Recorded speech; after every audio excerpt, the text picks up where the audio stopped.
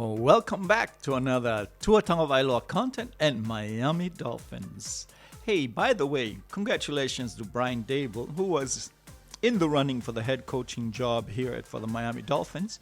And he had a second interview set up for next week, but apparently the New York Giants didn't want him to take that interview, so they just offered him the job. So, as we were putting out content last night on Mike McDaniel, it was Brian Dable, the Canadian. That is right. Well, born in Canada. Yeah, well, they got the job. Yeah, well, that is how it goes, you know. I think Miami, wanted to interview him because since he already worked with Tua Tagovailoa, but the New York Giants just decided, no, please give him the job. This way we are all settled because they like Brian Dable, you know. He's coming down from coaching tree with Bill Belichick, but he started out with Nick Saban in Michigan State, yeah. So, and he was former, coach here in Miami and all around, and Alabama again, So I'm happy that he's got the job. Yeah. I'm even more happy that he got the job because really I had two favorites going in for this. They were gonna call it 3 quarterbacks, right?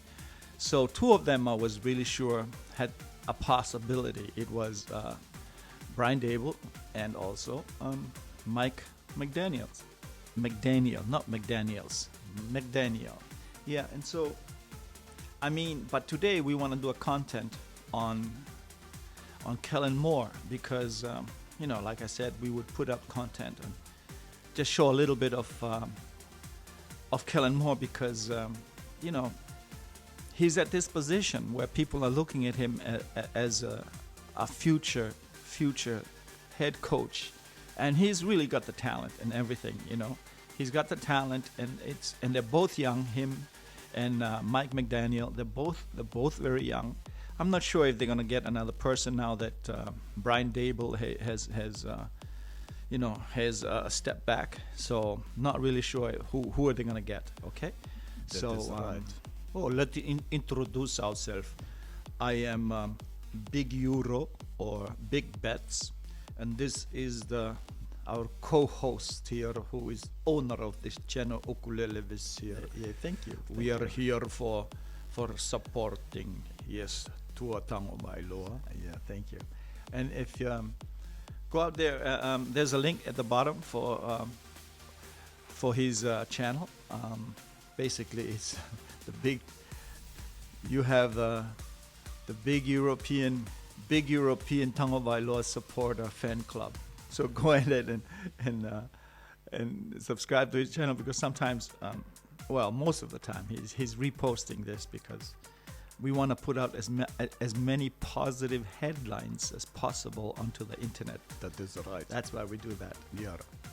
But I have a feeling they saw our content on Mike McDaniel, and then they say, let's hire him because Ukulele Vis is putting out video on Mike McDaniel. I like to think so, but they've decided that Brian Dable was going to be their head coach, and it was rumored because of the general manager, former, it was all just tied together, and I'm glad that he's got the job, So, but I'm even more happy because now it's only up to Kellen Moore and Mike McDaniel.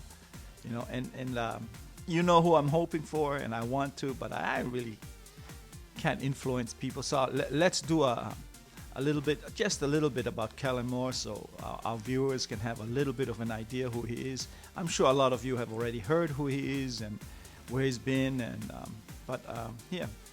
we have a little audio for you guys to listen to. That is right. We have audio because we cannot show video because. Yes, we'll get copyrighted for that. So we have audio for you guys to listen to. Here it is from John Gruden and Kellen Moore in 2012. Yeah, 2012, when he was coming out of college, he was quarterback over in Boise State, yeah. And so, this was one of the TV shows before Gruden was head coach for all over there in Las Vegas, yes. So let's listen in on Kellen Moore and John Gruden. Kellen Moore from Boise State. I want to welcome you to the FFCA. Thanks for joining me. Thank you very much, Coach. You know who Philip Rivers is? Yeah. His dad was a high school coach. I have tape here at the FFCA of Philip Rivers. He was the ball boy for his dad. This is him? Yeah, that's Rivers right there. He's got the Gatorade, see? Weren't you like this kind of for your dad's team? I had a few of those days, yeah. But your dad was a heck of a coach, wasn't he? Oh, yeah. He was awesome. Uh-huh. And what did your upbringing as a son of a coach have to do with where you are now? You were around the game for a while. When you're little, after school, you went to high school practice. You went to be the guy who'd mark the ball. I quickly knew left hash, middle, right hash, and how to run that or orchestrate that. There, look at Rivers. He's running at that sign. He's making moves. Did you have moves like Rivers? I mean, neither one of you guys can scramble worth a damn. I think I quickly realized I was the quarterback in the family. Here's my son. I want to talk about you as a kid being a left-handed quarterback. I got a son, Jason. He's a left-handed quarterback. I'm trying to train him on his footwork. But there aren't a lot of you out there. No. Why is that? I think a few people don't like seeing a lefty. They're used to always have, just boot right, boot right. We can boot left too, and a lot of quarterback means are right-hand oriented, and lefties, we just got to flip it in our mind and figure it out. Wow, interesting. So he's also a left-hander, and over here he's born on July 5th, 1988. He's 33 years old, and he was undrafted in the 2012 draft. So as you can see, he was there talking. Here are some of the things he was talking about. It's kind of have a similarity to Tua, talking about his size, because he's actually shorter than Tua. Tua is taller by 1 inch, and then he's talking about that, and John Gruden was mentioning the fact that a lot of people say he didn't have a cannon of an arm, but he was very accurate. So this is a good audio because it kind of ties into Tua Tagovailoa, and what people are saying nowadays is the same as they said about to Kellen Moore back then. Okay, so here it is. But you got to be able to throw on the move. You got to be able to fit the ball in tight windows, and you've had your critics out there that say you don't have enough speed, you don't have prototype size, you don't have a rocket for an arm, but you do have a lot of this. I call it accuracy, and you feel like you can continue this at the next level? Yeah, absolutely. I think, you got to know who you are as a quarterback, and if I'm not going to be running around making plays, I'm going to use my feet in the pocket to stay alive and throw the ball downfield. Is there any question in your mind about arm strength on these deep passes, or am I just losing my mind here? No, I feel good. I think maybe, it doesn't have the same zip, or, you don't flick it 75 yards without effort. But I think, how many times do you do that a game? You got to hit it a few times and take advantage of them. Some of these throws are the damnedest throws I've seen. Now, it's not 103-mile-an-hour fastball, but the ball is placed perfectly with great anticipation. You're throwing the ball way before the receiver breaks, and the receiver's not even on the screen, and you're throwing these passes. Doesn't this come from all the experience that you've acquired? Absolutely. I think, I've been very fortunate. I played for 3 years in high school, 4 years in college. I've thrown a lot of balls. You've made a few mistakes. You've had a lot of good plays, and you learn from them. Who's this kid here catching this ball? That's 87. Gabe Lenahan. Who's this one here, number 2? 2 is Matt Miller, Jeez. Montana kid. I mean, these guys have come from everywhere, these Boise guys. Who's this one here, 89? Tyler Shoemaker. I mean, you're throwing the ball to all 5 eligibles, don't you? The tight ends, the backs, the receivers. You don't discriminate against any of these Boise receivers. Spread the wealth, and if you're open, you're going to get the ball. Wow. So, hey, this was nice to listen to him talk.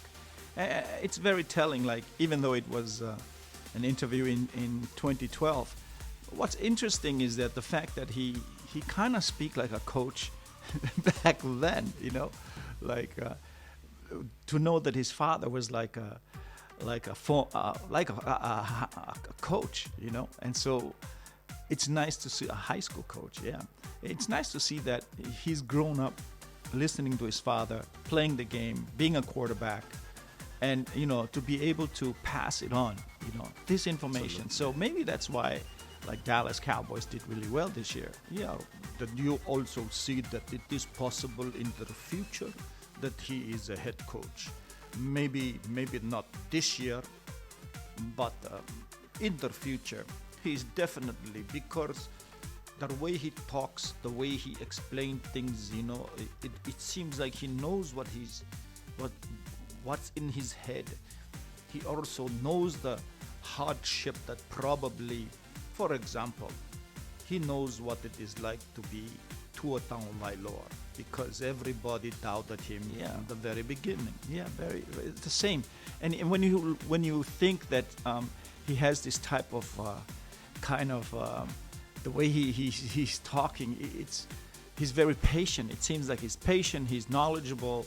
He's got a lot to share with others, you know, and I just feel like he's also a very good candidate, and the future is definitely bright for Kellen Moore.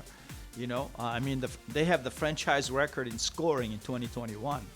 I mean, that's a lot, you know, 6 years as an ex-NFL quarterback, you know, with the Detroit and Dallas, and, you know, lead the NFL in scoring in 2021. I mean, that says a lot. It says a lot because of but also the defense was very good. They scored a lot of points. So, you know, they said they lead NFL in like 30 point something points per game. But when in actuality, the defense was also scoring. So yeah, there could be, you know, give and take here and there. But Kellen Moore is looking like a possible for the future. So yeah. So you think it's possible, but not this year, because I have the same feeling. I mean, you know, as soon as I heard the news that Brian Daboll took the job, you know, that was more. I think Brian Daboll, when the first job came along, he took it because that's how it is. You know, I have that experience. I got a job off and I said no. And, you know, a few months later, I go, why did I say that? You know, so I'm sure I can understand why he took the job. And, you know, he would have been successful with Tua. But basically, you know, I really think, even when the names came out, I made the first video of Brian Daboll, right? But when I saw what Mike McDaniel was doing, and everybody's talking about Mike McDaniel, you just have to look, and we did the research, right? Well, we look at it and we saw this kid was incredible, this Mike McDaniel, and then you know that already that if he gets this job, you know, it will be scary. It will be scary to see Miami Dolphins next year, because he will bring in a lot of things for the offense, not only for running but also for receiving. He's a former receiver, you know, from Yale. I'm sorry, from Yale. So why not, you know? So between this Kellen Moore and also with Mike McDaniel, me too, I'm leaning towards Mike McDaniel. I like Kellen Moore. He's a future head coach, a good one, I think, because of that experience that he's learned at home. You know, that is very important. What he's learning at home, bring it throughout life and pass it on. Absolutely. I mean, when you look at people that are successful quarterbacks, you know, a good example is actually look at Joe Burrow. I mean, his father was a coach. So, you know, when reading defenses and all these things, as Joe Burrow, you know, lighting it up now in the NFL, all this upbringing of having a father and a son work together at such a young age to bring that. You can also say that about Tua Tagovailoa as a quarterback. You know, their father had played football, but helping Tua to be left-handed quarterback. You know, and I think that is one of the most amazing thing, to be able to, at such a young age, to challenge your son to throw left-handed. I mean, whoever does that? Hey, look, I remember when I was younger, when I was really young, my father would bring in a tutor to help my family because, one of my sisters was left-handed and they wanted her to be right-handed, so they would tutor them to be right-handed. It's the same thing, you know. I mean, it happens everywhere. I think if you look at people who were left-handed and when they were young, they tried to tutor them to be right-handed, you know, to make life easier. But we know now, you know, it's just as good to be left-handed and right-handed. It doesn't really matter. Yeah, that is both. When you're left-handed and right, when you use both sides of brain, it is very, very advantageous for you. For example, you know, you're talking about father tutoring. LaMelo Ball said that his father made sure, because LaMelo grew up as left-handed and nobody really knows, but father make him also play with right hand, you know. So now LaMelo is scoring from left and right and everybody is so confused, you know. That's right. Yeah, being able to be left-handed and right-handed is an advantage. So, look, if you are still interested, go over to our community tab there, accessed only from a desktop, and vote if you want Kellen Moore or if you want Mike McDaniel. Yeah, I'll put their pictures up there. You'll figure it out. Just write out their name. Who do you want? Okay.